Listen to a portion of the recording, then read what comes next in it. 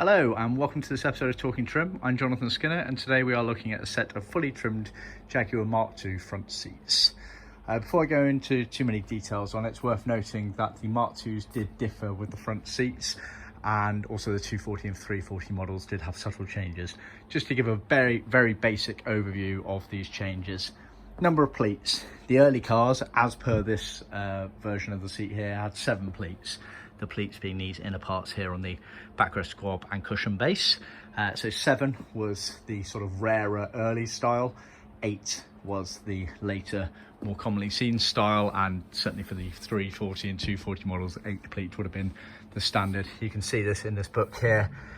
Here you've got the 7 pleat version on the earlier cars, and then the 8 pleat version on the later car.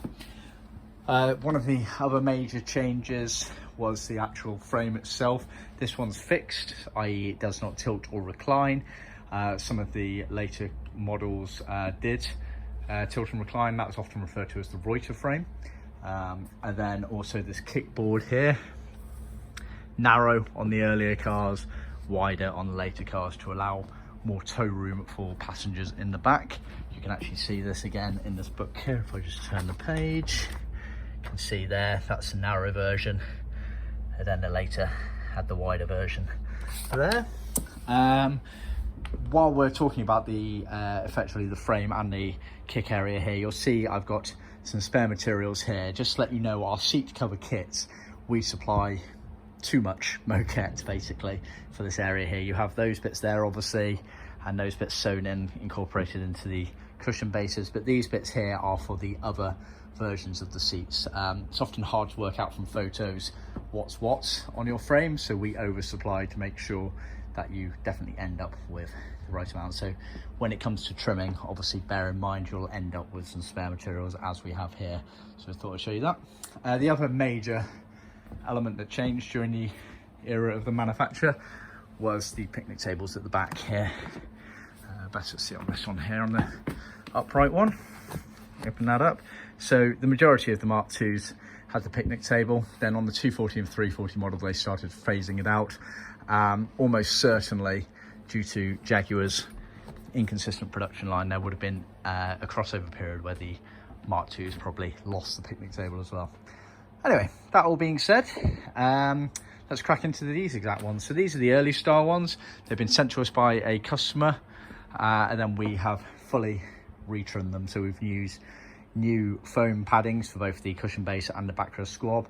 Then we've made the seats to original specification. So we refer to it as leather face, but it's basically OEM spec, which means the majority of the seat is leather, but then there are elements of vinyl and moquettes. You can see here, we've obviously reused the cushion spring base. They're normally absolutely fine to reuse. So we've just redone that. And then cushion bases are hog drain ground, as you can see here. The surround on the inside edge and the retainer there is always moquette. Then the outside, towards the outside of the car there, would be the leather there. So as I'm looking at this one here, this is actually the left-hand seat as you're sat in the car. You can see obviously has the cutaway there for the gearbox and the moquette because it brushes up against effectively the center console and the carpet set. That's why they use moquette, whereas the outside of the car, harder wearing, so it's leather in that section there. Also the backs of the backrest lower parts here are always moquettes, as well as these little mechanism pieces. Obviously refer to my earlier comments about those.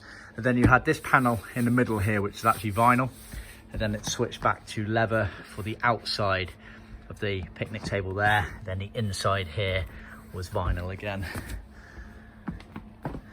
as you can see here, and it folded around. Now we have the benefit of a leather skiving machine on site, so we skive down this element of leather here, which makes it nice and easy, so it can close up nicely.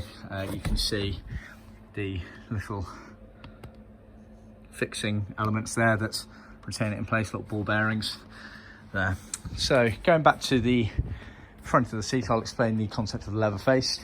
So basically the bits that touch your body are leather. So this main horseshoe surround on both the cushions and the backrest is leather, the pleated panel. A lot of the elements of this here are leather as well. In fact, it's only really this part here that's vinyl, then the moquette is very obvious as a completely different material there. Piping in level cloth vinide as per original specification.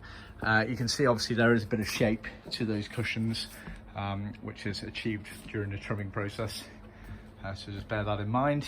Like I say, this element here is leather, and then this element here is vinyl on the inside when it's all closed up. Yeah, fairly tricky seats to trim, time consuming at least. But yeah, that's the whole shebang basically. Cherry red smooth leather. I zoom in on the leather there, you can see it hasn't got much of a grain to it, so that's the smooth style. We can also offer grain styles for most leathers as well, so bear that in mind. Yeah, I think that's about it. Thanks for tuning in, hope you found it useful. Please remember to like, subscribe and share with other classic car enthusiasts, and stay tuned for other updates. See ya.